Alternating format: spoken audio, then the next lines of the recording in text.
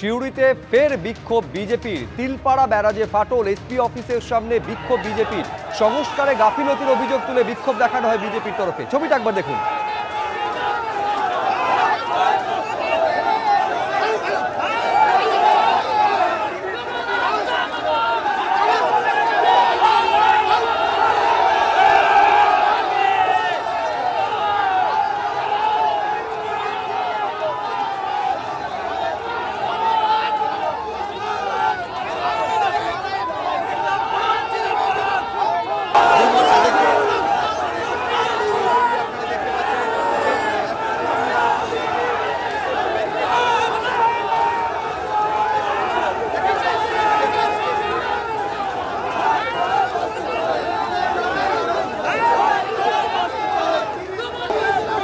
তিলপাড়া ব্যারাজে সংস্কারের গাফিলতির অভিযোগ নিয়ে গতকালই বিজেপির তরফে বিক্ষোভ দেখানো হয়, আটক করা হয়, তারপর তাদের ছেড়ে দেওয়া হলে আজকে ফের তারা বিক্ষোভ দেখিয়েছেন।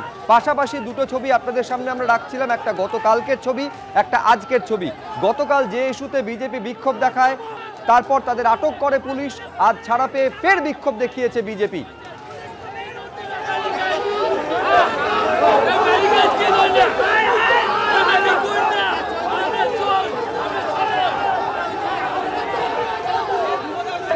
আমাকে এবং আমার সঙ্গীদেরকে কোন রকম কেস না দিয়ে 24 ঘন্টা আটকে রাখলো। কি কেস দিল জানতেই পারলাম না। কোনো পারে কোথায় আইন, কোথায় প্রশাসন? আর সিউড়ি থানার আইসি তৃণমূলের চামচা, সে একটা অভদ্র ব্যবহার করেছে। বাথরুমে জল নাই, বাথরুমে গন্ধ যাচ্ছে। আজকে যদি আমি ডেঙ্গু হয়ে মারা যাই, কে দায়িত্ব নেবে? কেন মশা মারার ব্যবস্থা থাকলো না?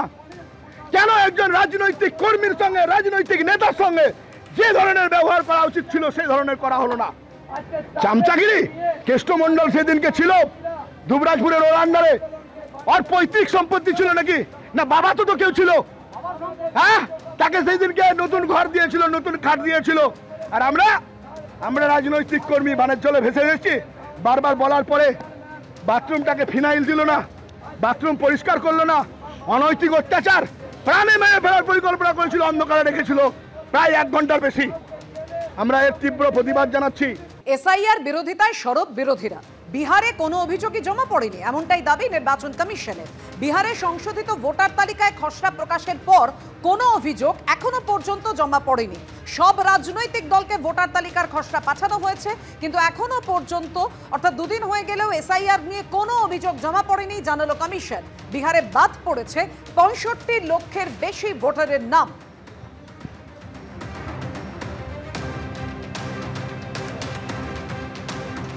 ধারাবাহিকভাবে এই এসআইআর এর বিরোধিতা করে চলেছে তৃণমূল কংগ্রেস। এই এসআইআর হলো নিঃশব্দ রিগিং এর কৌশল, দাবি করছেন মন্ত্রী শশী পাঁজা।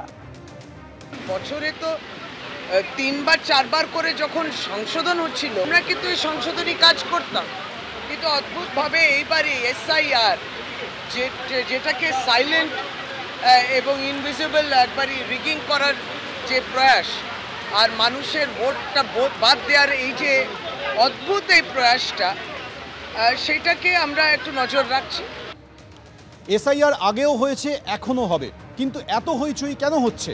বৈধ কোনো ভোটারের নাম বাদ যাবে না, দাবি সুকান্ত মজুমদারের।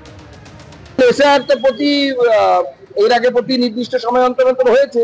আমি যেটা বারবার বলছি, 2002-03 পশ্চিমবঙ্গে এসআইআর হয়েছে এবং তার ফলে 20 লক্ষ মানুষের নাম তখন ভোটার লিস্ট থেকে বাদ গেছিল। এরকম নাচন কোদন তো আমরা দেখিনি। হঠাৎ এখন নাচন কোদন শুরু হয়ে গেছে, যে যার মতো নাচছে। বাংলার যারা নাগরিক, ভারতের যারা নাগরিক, তাদের ভোটার লিস্ট থেকে নাম বাদ যাবে না।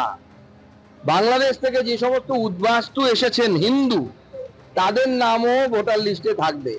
সিএ তে অ্যাপ্লাই করুন, সিএ এর মাধ্যমে নাগরিকত্ব নিন। প্রয়োজনে ভারতীয় জনতা পার্টি আপনাদের সিএ তে ফর্ম ফিল আপে সাহায্য করবে।